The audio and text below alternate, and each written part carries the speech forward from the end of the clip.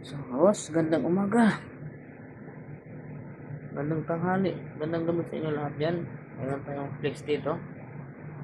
As a maintenance, yung AC natin, mini-maintain natin na maayos yung kanyang kondisyon. So, umakyat tayo sa kisame. Ito nakita natin. Nireport na natin ito minsan. Ganun pa rin ang nangyari. Ilan itlog ng ibon nyo nandito.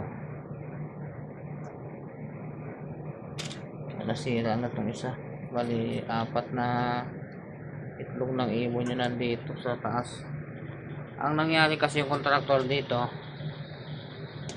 yung dulo ng tubo na to na exhaust, hindi tinakpan para sa ventilation. Ngayon, binutas ng ibon. Ayan, puno ng pugad sa loob.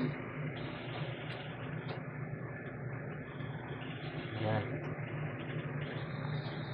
Binubada ng ibon. Ayan, butas. Ayan, dito lumusot yung itlog ng ibon. Sa butas na yan. Yan nalaglag dito. Wala sila.